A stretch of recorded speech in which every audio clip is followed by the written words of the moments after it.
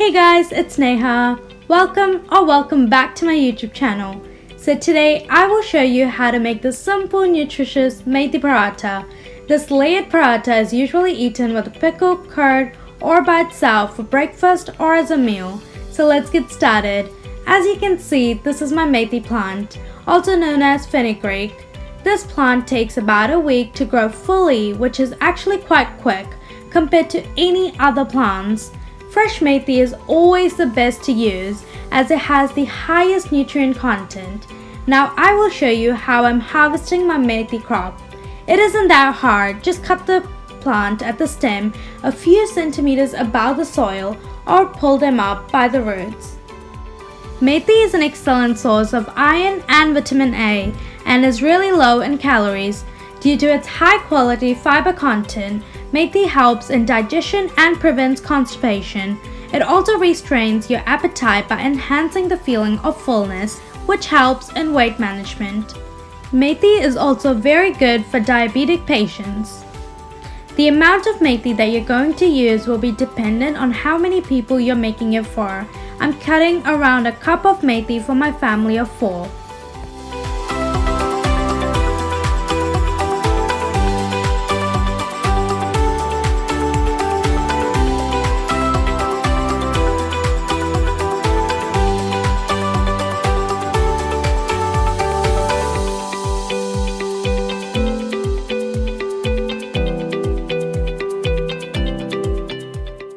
Once you're satisfied with the amount of methi, wash them until they are clean with water, more than once if needed.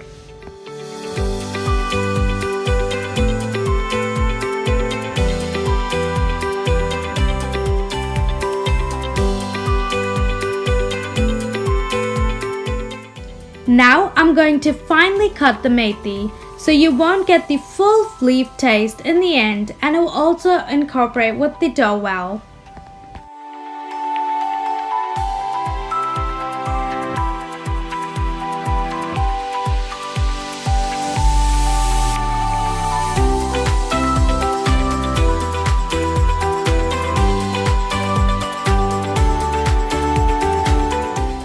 It's time to make the dough now. In a large mixing bowl, take 2.5 cups of wheat flour, 2 spoons of besan,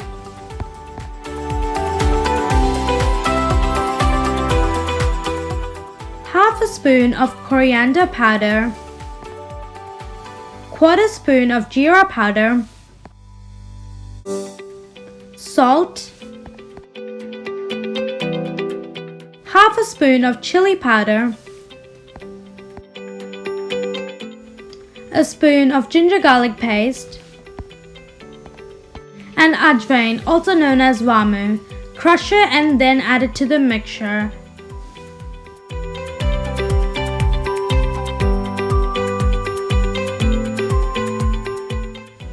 2 chopped chilies, 1/3 cup of curd,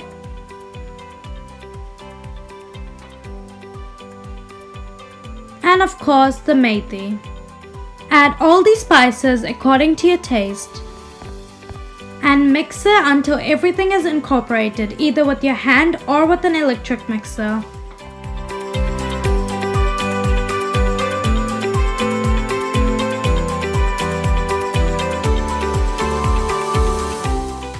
Add water accordingly and keep mixing it.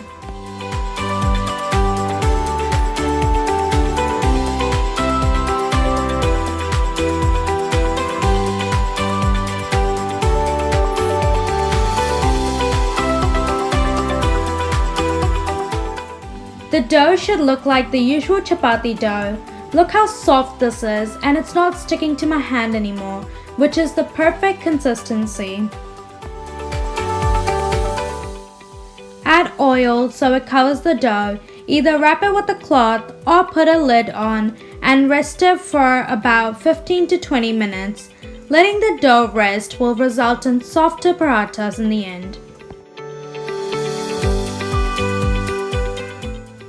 Once it has rested for around 15 minutes, Knead it for another 1 to 2 minutes and start dividing the dough into little proportions to make layered parathas. Pinch a medium-sized ball dough, roll and flatten it, which gives you the circular shape. Cover the circles in some wheat flour, which will ensure that the dough will not stick and will be easier to use. Roll the dough so it's not too thick nor too thin with a rolling pin.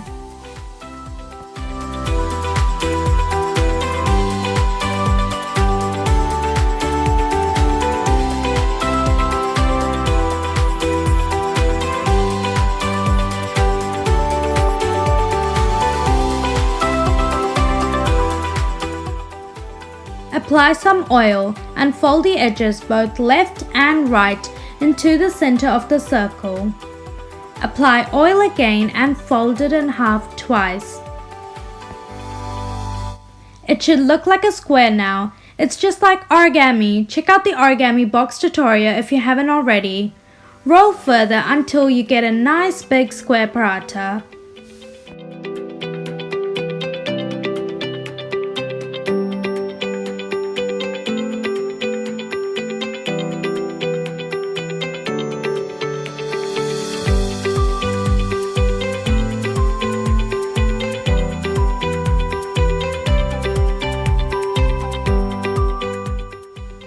Repeat these steps for the rest of the batter for layered paratha.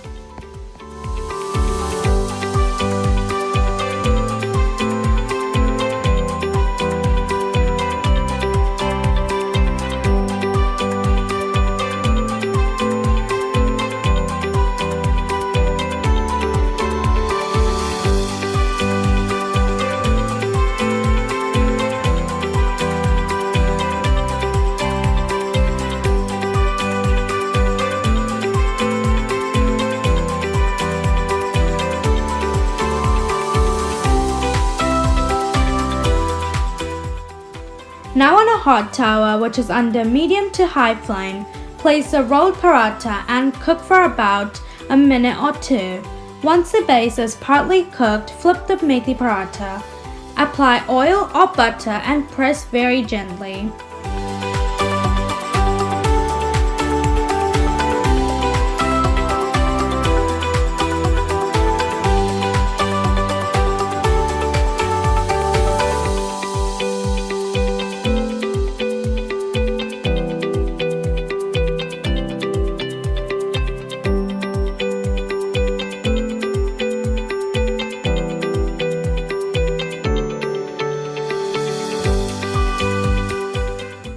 Repeat the same steps for the other parathas.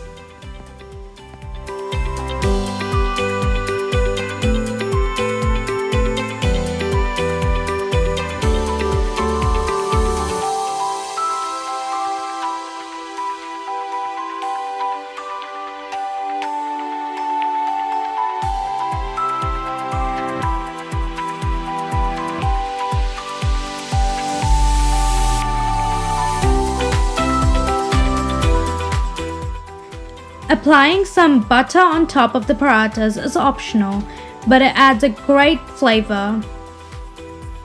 As you can see, I'm having my parathas with curd and some pickle. You can choose to have it by itself. It is literally an ideal flatbread recipe for lunch boxes and is very easy to prepare.